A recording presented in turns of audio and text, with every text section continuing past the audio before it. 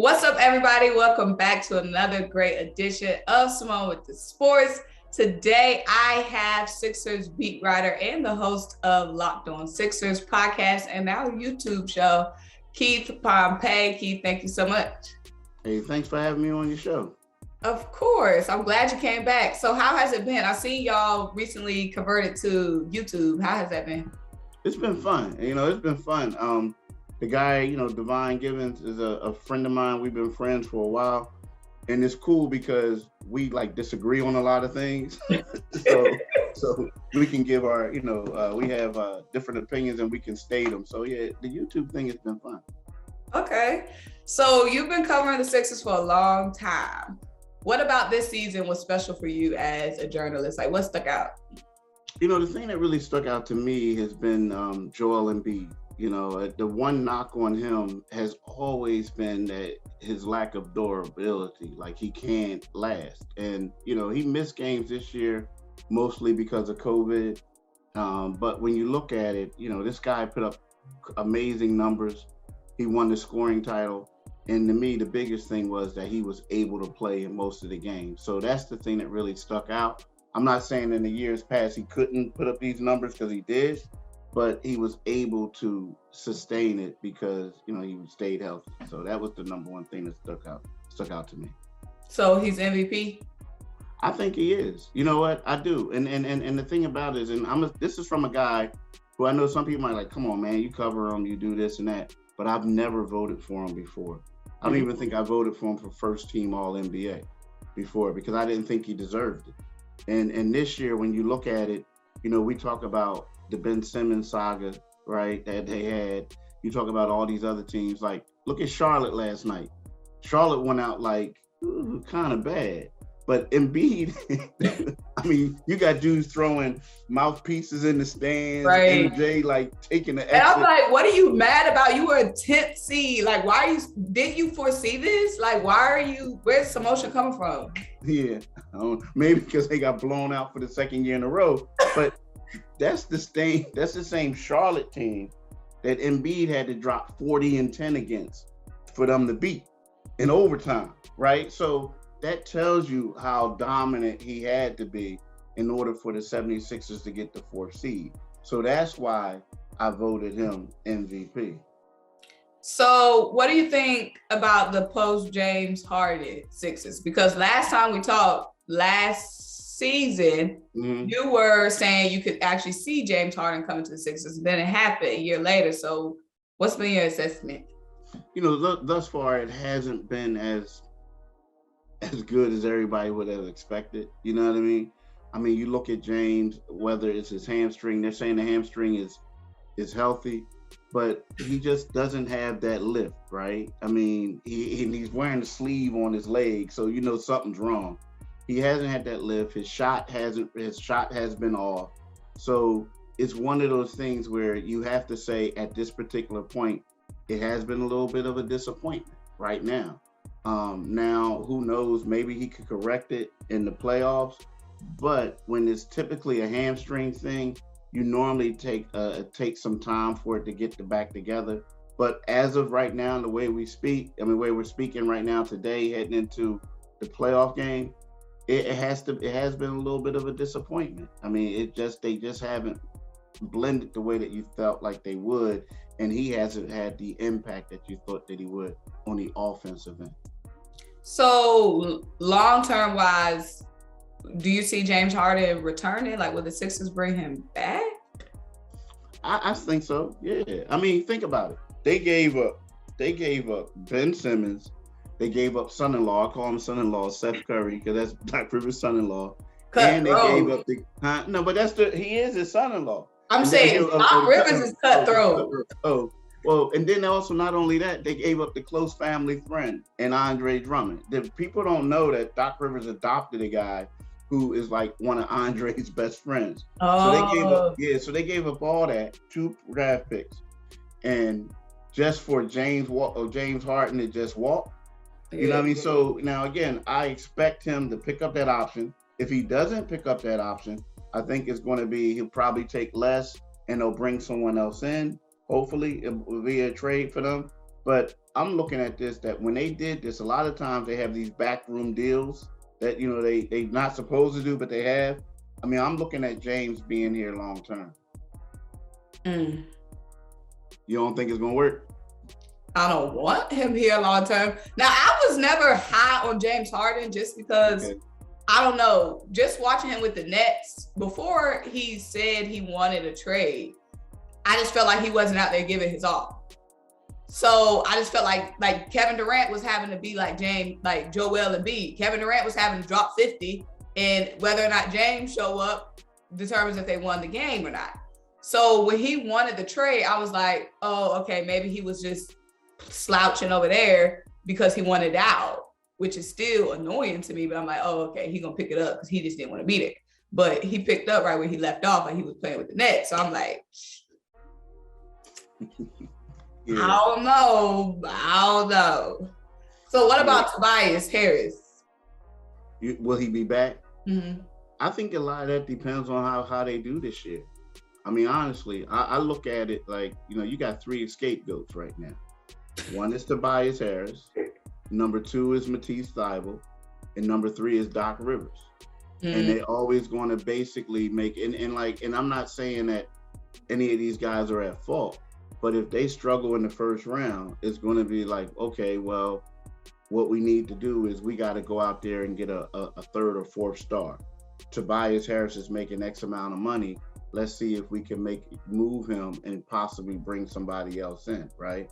So I think that could happen. And then also the same thing with Doc and them. If they lose, they're not going to say James was missing a lot of shots. They're going to say, well, was James put in the right situations, right? Even though we see him missing the shots, they go, was he put in the right situations? So what do? We got to get a coach that's going to put them in the right situations. And then if they get swept, then they're going to say, well, Matisse Thybulle was unvaccinated. Right. And that's the reason why we couldn't get any stops in Toronto. So, you know, all 3, and I know you only asked about Tobias, but I think that all 3 of those things could happen if the 76ers go out in the 1st or 2nd round. So do you realistically see Doc Rivers? What situation do you think Doc Rivers will have to get relieved of his duties? Like, what would have to happen for you think Doc to get relieved? You know how that's really I think if, you know, and I hope it doesn't, because I don't think Doc is the problem, but I think that, you know, the one thing is, I think if they lose in the 1st round, Doc could get relieved of his duties. You know what I mean? Now, if they lose in the 2nd round, and depending on how it looks, they could say, hey, you know what? This wasn't what we wanted, but let's bring them back another year and try to work with it. Because at the end of the day, we got to realize something now, unless the Lakers really, really want them and they're willing to, you know, take on half that salary. But you know, Doc Rivers signed a 4-year or a 5-year, $40 million contract.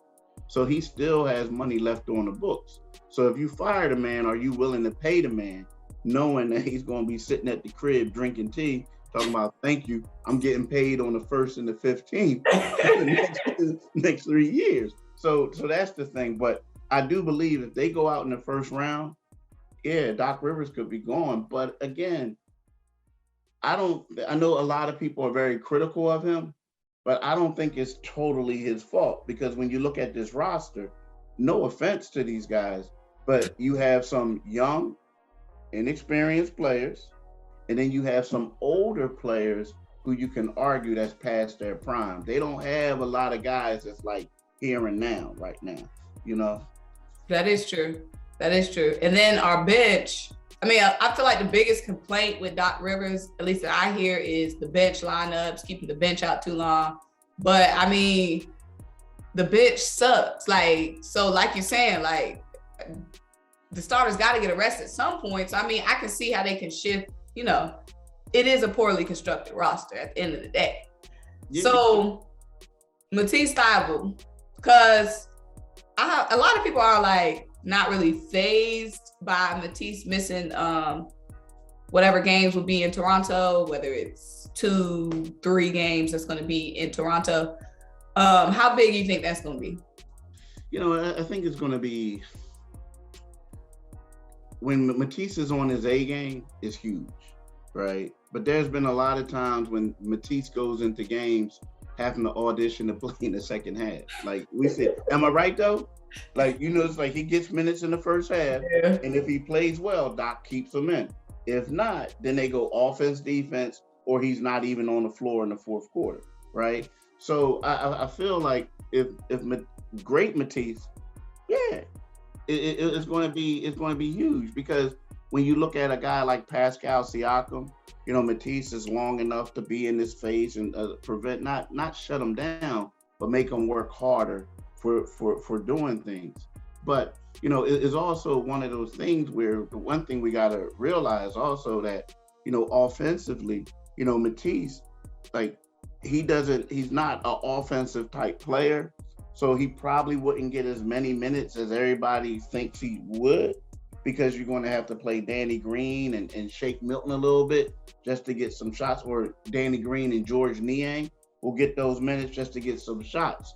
But from the defensive standpoint, that is going to impact the Sixers. But we also got to realize, and you a Sixers fan, you know how they do, is one of those things where just because Matisse starts does not mean he's going to finish the game. Yeah, he definitely has to petition for that fourth quarter. Yeah, fourth quarter is not guaranteed. Yeah, exactly. So what do you think though? Starting out first two games are gonna be in Philly. Do we start Matisse? Nah. It's like I think, and unfortunately for Matisse, I think when Matisse lost, when Matisse couldn't go to Toronto, that was it for Matisse.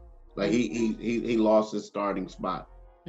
So I think unless Danny Green struggles, and I know you don't like those Carolina dudes, but unless Danny Green struggles, now, okay, my sister went to Carolina. Oh, okay. And my other sister went to Duke. So at that point, when my sister, we have a 9-year gap. She was actually at school when Danny Green won the championship. Oh, okay. So I'm in elementary school, so I actually loved Danny Green growing up. Oh, right. Yeah. Oh, okay. Okay. Wow. Well, I bet you your sister who went to Duke doesn't actually love Danny Green though. She did at the time.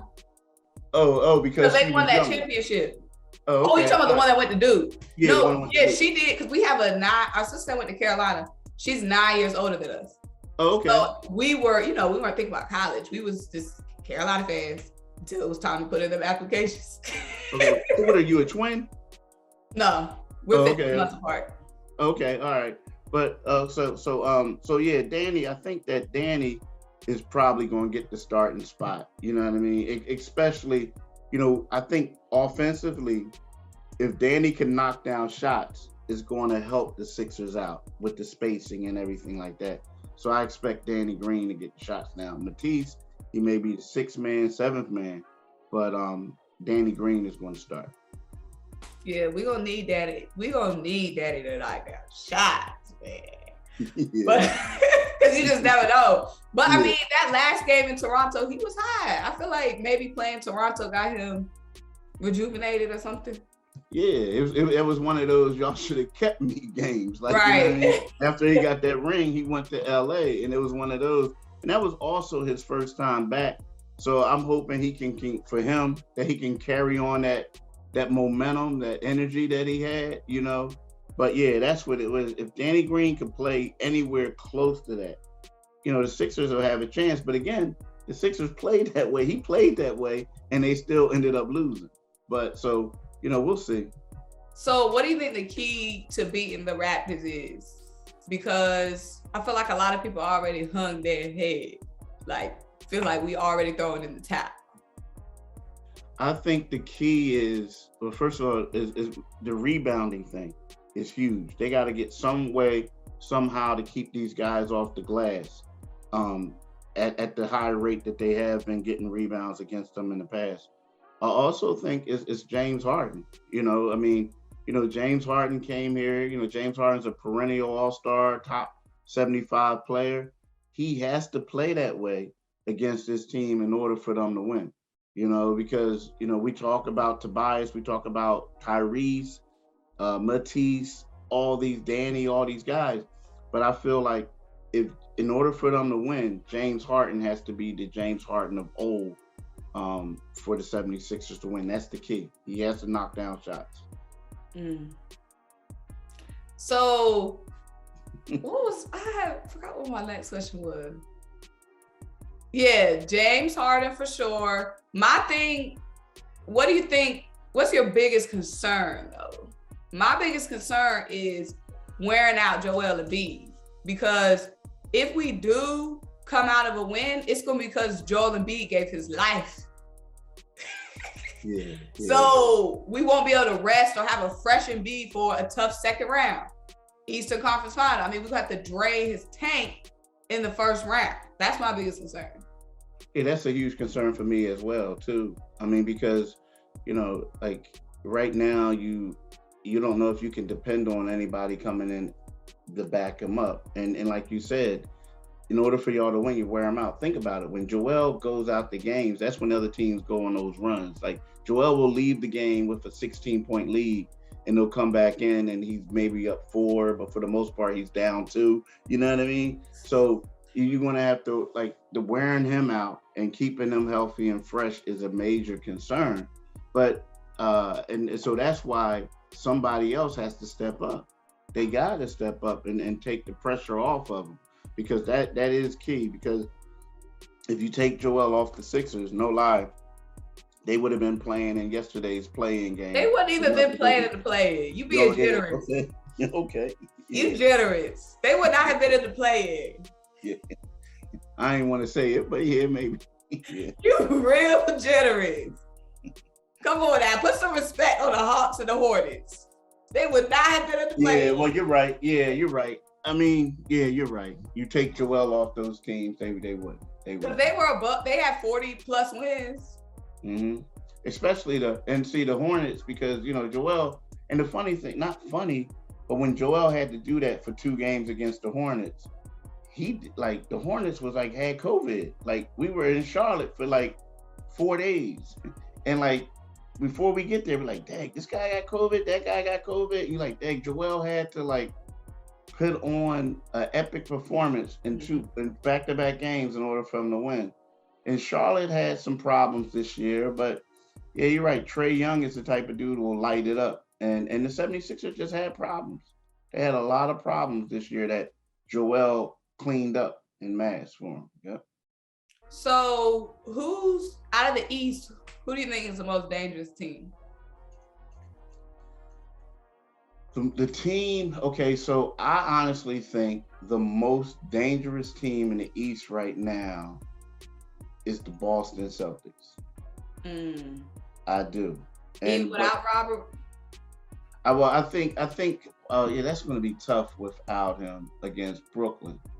But, you know, I like them, and I think they're dangerous because the problem is, you know, here's the thing with Brooklyn. Brooklyn is a great team, but Brooklyn will come up with a hiccup every time and again, right? Like some dudes just underachieve. Mm-hmm. We know what KD's going to do. We know what Kyrie's going to bring, but some of those dudes underachieve. I think when you have Jaylen Brown and you have Jason Tatum, before the problem was, it was like, there was too much of, I'm going to get mine and you're not going to get yours. I could care less about you. They somehow figured out how to play together. Mm-hmm. And then when you have like Marcus Smart, who's like the heart and soul of the team, and then Al Horford looks way different from the Al Horford that played in Philadelphia. Right. You know what I mean? And now you have like Daniel Theis. And I just think that they're a very well-coached team too. But I just feel like that team has been on a roll lately. I mean, they've been on a mission, and I think that they're dangerous. Now, again, they had a tough first-round matchup now. You know, them going up against Brooklyn. But I think, like, if they could come out of that, I think that they're going to be the Eastern Conference champions. Yeah, I agree. First round, okay, especially without Robert, like the Nets. Now, the most dangerous team, I agree, for me would be the Celtics or Bucks, just because of Giannis. I mean, the Celtics have been red hot, but Giannis has just been on another level. But I feel like people are giving the Nets too much credit. I mean, it's Kevin Durant, I understand. But like you said, outside Kevin Durant is basically the Joel Embiid of the Nets. Outside of Kevin Durant, he don't know what he's gonna get every night from Kyrie. Kyrie, I've seen a lot of games with Kyrie not showing up for whatever reason. I know it's Ramadan, so it might be because, you know, he's fasting, you want to take it a little light, you know what I'm saying? Yeah. But all those others around them are just way too inconsistent. So that's the only reason why I'm going with the Celtics in that matchup. But yeah, the Celtics are tough. The Bucks, I mean, Giannis is just, he had that game against the Nets, knocked down their free throws, knocked down that shot, going toe-to-toe with KD, and then came, I don't know which one was first, the Sixers game or the Nets game, but 2 back-to-back games, then came down in that Sixers game. Shoot. Yeah. I don't know. But who do you have winning it all, though? Well, that's crazy. Like, I think it could be Phoenix. I do. I think it could be Phoenix. I know that like a lot of people are saying like, you know, I don't know how they're going to do it in the finals, but Chris Paul, I'm a big Chris Paul fan. I always have been. He's a leader, and he has some young guys who want to be led. You know what I mean? And you got Devin Booker. I think Monty Williams is a very, very underrated coach, you know, and he has a great staff. But when you look at it, they have the defenders. They have everyone. They have everything that you need to win a chip. The only thing is they're just in Phoenix. You know what I mean? Like, so they're not getting a lot. Nobody's really talking about it, right? But the way that they just ran through the league, I saw when they played the Sixers, it was kind of like they were fooling around with them for a little bit. Mm-hmm. And then Monty was like, all right, let's go. You know, all of a sudden it was like over. You know, so I think, you know, even though they're in Phoenix and a lot of people don't talk about them and they have a knack for choking, I think that this is the year. I think that Chris Paul is going to lead them to a chip. I do. No, I definitely have Phoenix coming out the West. Now, I don't know. It just depends on that finals matchup. But yeah, I agree. Last season, they were young. They needed that experience. They made it all the way there. Shoot, Devin Booker been on a tear. He's been on a tear.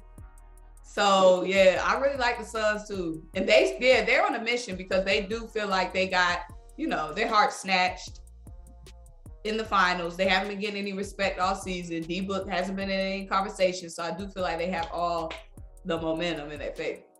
Yeah, I think so. Now coming out of the East, it's going to be crazy. Like if it's Boston, I'm not a believer. It's just maybe that's me, but I'm not really a believer in the Miami Heat. Maybe because the Sixers. Yeah. I'm waiting for them to implode on the sidelines again. But I'm not too much a believer in them. I think, you know, it could be, you know, Boston, Milwaukee. You know, the thing about you know, the Sixers, whenever you count the Sixers out, they tend to like prove you wrong. But whenever you start drinking that Kool-Aid, I mean, really drinking that Kool-Aid, is when the Sixers let you down. And right about now, a lot of people are counting them out. Yeah. So you know what I mean? I mean, think about it. Like when they played Miami without those 2 players, people were like, man, they're gonna get blown out. And then they won. And then when they go to Detroit, you're like, man, they gonna crush Detroit. Right. And then they lose. So the Sixers are on a, you know, emotional roller coaster, keep you on there. But I think that they could do something. If they could get past this team and they continue to play well, they could be in the mix too. But a lot has to happen. Like James has to step up and show us why he could make $47 million next year. God forbid. Those Raptors fans are annoying as a mug. They are so rowdy. You don't be reading your comments? Nah, I leave it alone. Look under your Raptors videos. The Raptors people swarm. Now, one thing about the Raptors, they be getting me some views. Like anytime we play the Raptors, their fans be jumping on the video. Yeah. But they move like a pack. Like yeah, they love, well, you know, it's the whole country. Like, you know what I mean? That's true. Yeah. Yeah, they love the Raptors now. They love the Raptors. But I appreciate you so much, Keith. Thank you for jumping on. So you never gave me your series prediction. I got the Raptors in 6. I know that sounds crazy, but I have the Raptors in 6 now. I said that from day one, as soon as like the regular season was over. So I'm sticking with it. I'm hoping that the Sixers can prove me wrong. You know what I mean? Like the co-host on Locked On has the Sixers in 7. I got the Raptors in 6. I'm hoping they can prove me wrong, but let's see. I do definitely think it's gonna be 6 games. I don't know who's gonna win. Of course, I want the Sixers to win, but I mean the Raptors, they got our card right now. Like I said, it's gonna take everything out of Joel Embiid. So if it goes to 6 games, when he even had that energy, like he better. Right. Yeah. So guys, thank you so much for tuning in. This is Keith Pompey, host of Locked On Sixers on YouTube and all the podcast networks, and also the Sixers beat writer and reporter for the Philadelphia Inquirer. Thank you guys so much for joining us. Perfect. Yeah.